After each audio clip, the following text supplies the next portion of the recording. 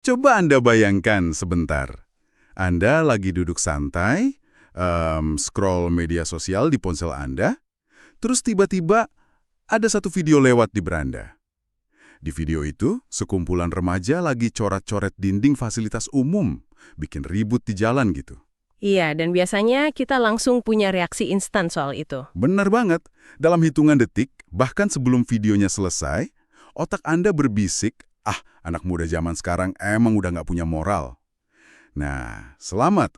Tanpa Anda sadari, otak Anda baru saja melakukan sebuah manuver penalaran deduktif. Itu reaksi otomatis ya, pikiran kita kan sangat menyukai kepastian, jadi kita ambil asumsi besar di kepala kita. Tentang generasi muda tadi ya. Betul.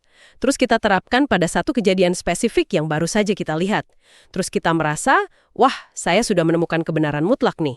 Padahal, proses melompat dari asumsi ke kesimpulan itu penuh dengan lubang. Dan objektivitas itu ternyata perairannya sangat keruh ya. Halo, dan selamat datang di penelusuran mendalam kita kali ini. Saya sangat senang Anda bisa meluangkan waktu bersama kami. Hari ini, kita akan membongkar sebuah mesin tidak kasat mata yang mengendalikan hampir setiap keputusan, opini, dan kebijakan di dunia ini, yaitu penalaran deduktif. Logika deduksi ini pada dasarnya adalah fondasi dari bagaimana peradaban kita mengambil kesimpulan. Ini cara kita menyusun argumen biar terdengar masuk akal. Untuk membedah mesin ini, kita sudah mengumpulkan tumpukan sumber yang spektrumnya sengaja kita buat sangat ekstrim. Di satu sisi, kita punya artikel Wikipedia yang sangat teknis soal logika formal, ditambah materi dari S1 Pendidikan Matematika Universitas Negeri Surabaya atau UNESA.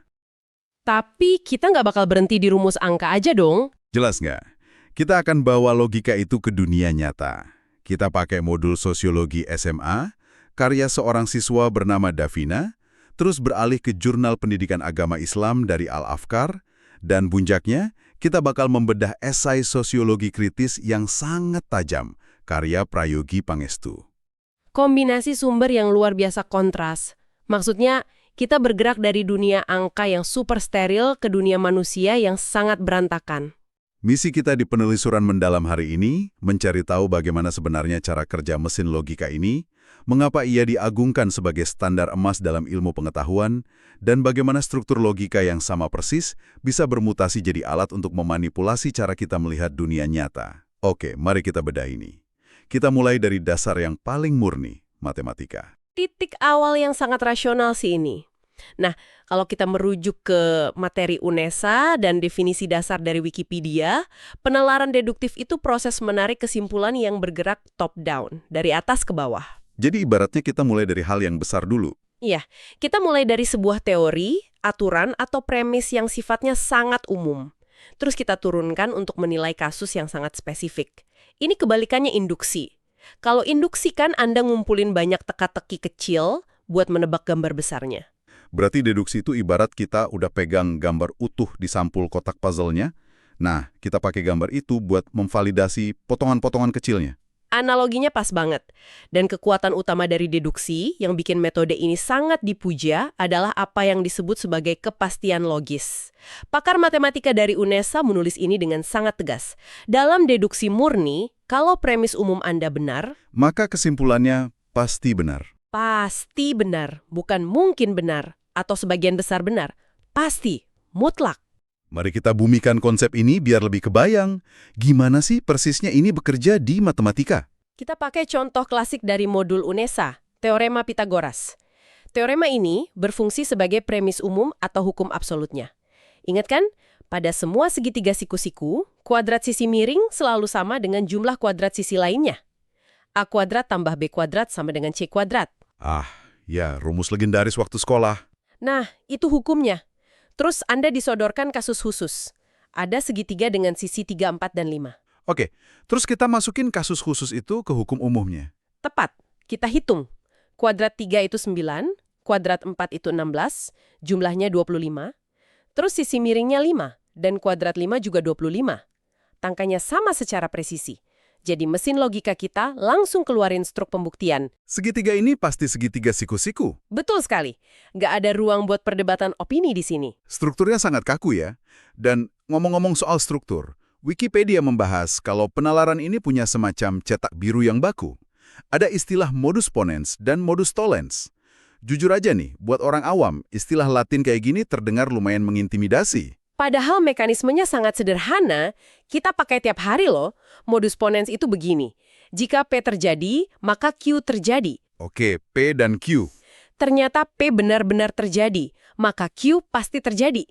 Contoh gampangnya, premis pertama, jika hari ini hujan, maka jalanan di depan rumah basah. Premis kedua, sekarang di luar sedang hujan. Kesimpulan mutlaknya, jalanan di depan rumah pasti basah. Masuk akal. Sangat linier. Terus kalau modus tollens gimana? Kebalikannya, ya, modus tollens pakai rutin negasi atau penolakan. Strukturnya, jika P, maka Q. Ternyata Q tidak terjadi, maka P pasti tidak terjadi. Simpulannya, hari ini pasti tidak hujan. Tunggu sebentar. Kalau rutenya negasi, gimana kalau saya balik dari depan? Kalau hari hujan, jalanan basah. Sekarang tidak hujan, berarti jalanan tidak basah. Itu masuk akal juga kan? Nah, itu jebakan klasiknya. Yang baru saja Anda bilang itu keliru secara logika. Anda menyangkal kondisi awalnya. Padahal jalanan bisa aja basah karena hal lain. Oh iya? Bisa aja tetangga saya lagi nyuci mobil? Atau ada pipa bocor. Tepat. Modus tollens yang benar itu mengharuskan kita melihat hasil akhirnya dulu. Jalanannya basah atau enggak, baru kita bisa tarik kesimpulan soal hujannya secara pasti. Mesin ini sangat sensitif sama urutan. Ah, paham saya. Ini bikin saya kepikiran satu analogi biar nggak kerasa kayak baca buku teks. Bayangkan deduksi ini tuh kayak mesin penggiling daging mekanis. Mesin ini nggak peduli apa yang Anda masukin ke dalamnya. Maksudnya gimana tuh? Kalau Anda masukin daging sapi Wagyu kualitas tinggi, yang ibaratnya itu premis yang teruji benar, Anda bakal dapat burger luar biasa. Tapi kalau Anda masukin sampah ke situ, mesinnya tetap aja berputar sempurna secara mekanis. Tapi yang keluar ya tetap burger sampah. Analogi yang bagus. Yang sangat menarik di sini adalah perbedaan antara argumen yang valid dan argumen yang sahih atau sound. Ini dari Wikipedia ya. Valid itu yang seperti apa? Argumen yang valid itu ibarat mesin penggiling Anda gearnya berputar dengan benar. Secara struktur dia jalan. Tapi argumen yang sound itu berarti mesinnya bekerja benar dan Anda memasukkan daging segar bukan sampah. Berarti sesuatu bisa aja valid secara logika, tapi sebenarnya omong kosong belaka. Sangat bisa. Wikipedia ngasih contoh unik soal silogisme ini. Dengar ya, semua orang yang memakan pecel adalah pelukis. Oke, aneh, tapi lanjut. Wira memakan pecel. Maka, Wira adalah pelukis. Loh, strukturnya sama persis sama modus ponen tadi kan? Jika A, maka B. Betul. Secara struktur silogisme, argumen soal Wira ini 100% valid. Tapi apa kesimpulannya, Sam? Tentu enggak. Wira mungkin cuma mahasiswa yang lagi lapar dan suka bumbu kacang aja. Kesimpulannya salah karena premis pertamanya, daging yang dimasukkan adalah kebohongan. Matematika bekerja sempurna karena premis umumnya atau aksiomanya udah pasti. Tapi apa yang terjadi kalau kita bawa mesin ini buat mecahin masalah manusia yang rumit? Kita mulai masuk ke area sosial nih, di mana premis umumnya bukan angka tapi teori. Kita bisa lihat modul sosiologi SMA dari Davina. Keren loh ngelihat gimana siswa usia belasan udah diajarin deduksi buat ilmu sosial. Apa sih yang diajarin di modul itu? Modul itu ngajarin siswa buat nurunin hipotesis dari teori umum. Karena di ilmu sosial, Anda nggak bisa cuma bilang polusi udara berdampak negatif terus selesai. Itu terlalu abstrak. Iya, susah diteliti di lapangan kalau bentuknya masih abstrak gitu. Makanya dideduksi. Jadi hipotesisnya begini. Warga di daerah industri punya risiko penyakit pernapasan lebih tinggi dibanding warga di pegunungan. Deduksi memaksa kita menajamkan lensa. Menarik. Dan ini bukan cuma soal sains dan sosial ya. Ada jurnal Al-Afkar soal pendidikan agama Islam. Biasanya agama kan identik sama dogma. Gimana ceritanya deduksi bisa masuk ke pemecahan masalah agama? Jurnal ini justru ngebahas gimana mahasiswa pendidikan agama Islam diajarin pakai deduksi buat berpikir kritis. Tujuannya buat hindari dogmatisme buta. Ini berkaitan dengan mencari alasan logis di balik aduran agama. Contoh penerapannya gimana tuh? Premis mayornya dari teks agama, setiap yang memabukkan itu haram. Terus premis minornya, bir itu minuman memabukkan, maka ditarik kesimpulan bir haram. Oh, ini mencegah mahasiswa sekedar bilang pokoknya begitu. Jadi mendorong analisis rasional. Tapi sebentar, Saya punya sanggahan di sini. Boleh, silahkan. Di matematika kan aksioma itu mutlak. Tapi di kehidupan nyata, siapa sih yang menentukan kalau premis mayor kita itu benar? Gimana kalau itu cuma opini yang dipaksakan jadi kebenaran umum? Jika kita hubungkan ini dengan gambaran yang lebih besar, disinilah letak tantangannya. Logika deduksi itu memaksa kita menguji premis awal kita. Kalau kita malas nguji, kita bakal tergelincir ke kesesatan logika. Logical fallacies ya, yang disebut di Wikipedia juga. Betul. Salah satunya affirming the consequent, menegaskan konsekuen. Mekanismenya kita baca hasil akhirnya, terus kita tebak mundur sembarangan. Misalnya, kalau seseorang itu bujangan, maka dia pasti laki-laki. Terus Ruby adalah laki-laki. Terus orang langsung nyimpulin deduktif, berarti Ruby pasti bujangan. Iya. Padahal itu cacat logika. Ruby bisa aja udah nikah 10 tahun kan? Otak kita ambil jalan pintas. Kalau ini dibiarin di skala masyarakat, ini bakal jadi mesin pembuat stereotip. Sanggahan soal premis awal tadi bahwa kita langsung masuk ke inti esai sosiologi kritis yang tajam banget karya Prayogi Pangestu.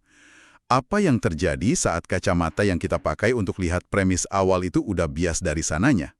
Prayogi ngebongkar ini habis-habisan. Dia membedah contoh sosiologis yang sangat menohok. Dengarkan baik-baik logikanya. Orang miskin itu malas. Budi miskin, maka budi malas. Secara sintaksis silogisme argumen tentang budi itu valid kan? Sama kayak cerita Wira makan pecel tadi. Betul, logikanya valid. Kalau cuma lihat struktur, Anda bakal angguk-angguk. Tapi secara sosiologis ini sangat bermasalah. Karena premis awalnya bukan fakta objektif. Itu adalah konstruksi sosial yang bias dari kapitalisme. Wah, ini sering banget kejadian di media sosial dengan cepat. Satu video viral langsung dijadiin premis umum buat menghakimi satu kelompok. Deduksi tanpa refleksi sama sekali. Dan Prayogi juga ngasih contoh soal perencanaan teknokratis, asumsi top-down bahwa infrastruktur besar pasti bawa kesejahteraan. Padahal nggak selalu begitu di lapangan, kan? Tentu, pembangunan jalan tol seringkali malah menggusur lahan produktif masyarakat kecil. Dan teori lama sering nggak bisa menjelaskan realitas baru, kayak soal gig ekonomi. Influencer ekonomi, ojek online gitu ya? Iya, premis jadulnya bilang kalau orang kerja keras dia sejahtera. Terus kalau lihat tukang ojek yang kerja 14 jam tapi tetap miskin, mesin logika cacat kita bakal menyimpulkan, Oh, berarti mereka belum cukup kerja keras. Gila ya. Disinilah semuanya menjadi sangat menarik. Deduksi yang selama ini kita anggap murni dan objektif ternyata nggak netral. Ia bisa jadi alat untuk melegitimasi ketidakadilan. Ini bukan sekedar salah nalar, tapi soal siapa yang pegang kuasa atas teori yang kita anggap benar. hal ini memunculkan pertanyaan penting. Siapa sebenarnya yang diuntungkan dari logika yang kita gunakan? Makanya Prayogi menawarkan solusi, kita butuh deduksi yang emansipatoris. Emansipatoris, deduksi yang membebaskan. Praktisnya gimana tuh?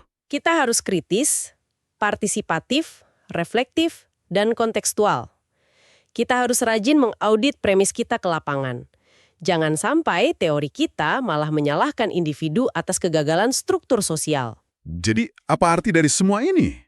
Kita udah bergerak jauh banget hari ini. Dari kepastian mutlak matematika, ke pemecahan masalah sosial, sampai membongkar ilusi objektivitas. Deduksi itu ibarat alat yang sangat kuat, setajam pisau bedah. Setuju, tapi tebasannya bergantung pada niat kita. Bila kebenarannya sangat bergantung pada kualitas asumsi atau premis yang kita berikan padanya.